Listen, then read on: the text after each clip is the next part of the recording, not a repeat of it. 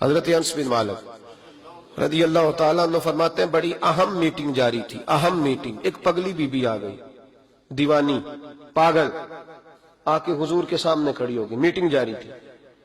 پاگلوں کو صرف ان کی اماں ٹائم دیتی ہے، اس کے علاوہ نہیں کو ٹائم دیتا.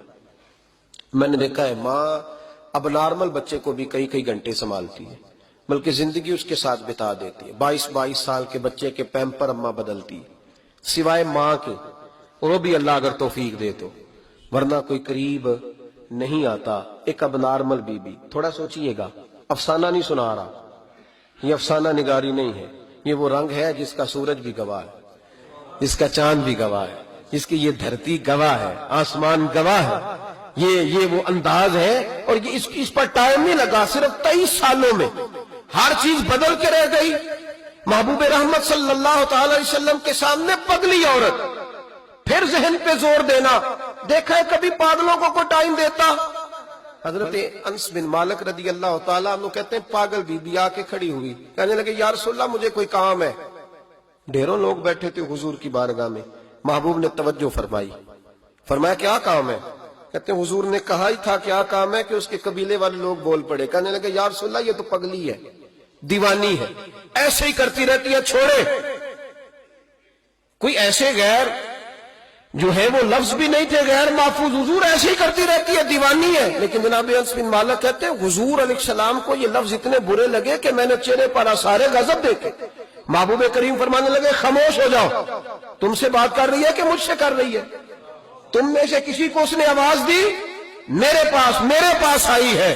لے کے پہلو میں غم امت نادار آئے، اور امتی امتی کہتے ہوئے سرکار آئے. فرش والوں کے مقدر کا ستارہ چمکا، شور اٹھا کے غریبوں کے طرفدار آئے. نبی کریم علیہ السلام نے فرمایا تم سے بات کر رہی ہے کہ میرے ساتھ کر رہی ہے؟ یا رسول اللہ بات تو آپ کے ساتھ، میں چپ کرو، پھر جواب میں دوں گا. محبوب علیہ السلام اٹھ کے کھڑے ہوئے، فرمایا کیا بات ہے؟ کرو، پگلی ہے، زمانہ کہتا ہے پاگل ہے، کیا بات ہے؟ کہنے لگے حضور یہاں نہیں کرنی، میں نے اکیلے میں کرنی. حضرت انس کہتے ہیں حضور کو اکیلے میں لے گئی. سارا مدینہ گزر کے صحرا آ گیا، ریت پہ حضور کو بٹھا لیا، محبوب بیٹھ گئے، میں بھی پاس تھا.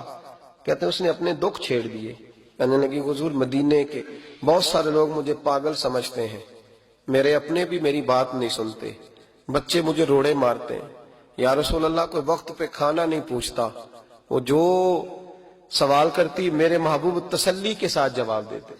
کہتے ہیں یہ واحد بی بی تھی جو حضور کو باتوں میں ٹوک بھی لیتی، پگلی تھی نا بیچاری، ٹوک بھی لیتی حضور کو.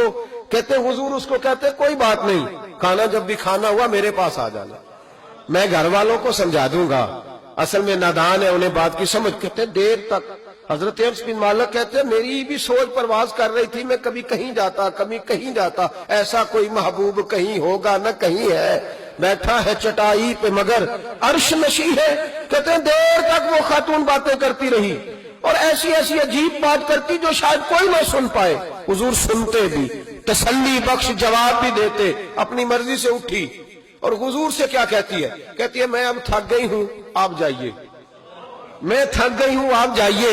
محبوب علیہ السلام فرمانے لگے اس طرح کر، ابھی تو جا، لیکن دوبارہ جب تیرا دل کرے تو آ جانا، مجھے کوئی روک ٹھوک نہیں ہے، جب تیری طبیعت چاہے. بھائی یہ وہ انقلاب ہے جو رسول رحمت سید عالم صلی اللہ علیہ وسلم کا برپا کردہ ہے. حضور نے آنے والے کی نفسیات پہ ہاتھ رکھا، آنے والے کی نفسیات کو سمجھا. حضور نے لوگوں کو دوائی ان کے مرض کے مطابق دی، اس لیے کہ دنیا کے امراض کو جتنا رحمت للعالمین نبی جانتے اتنا کوئی جان نہیں سکتا. حضور نے کبھی بشیر بن کے کسی کو دوائی دی تو کبھی نذیر بن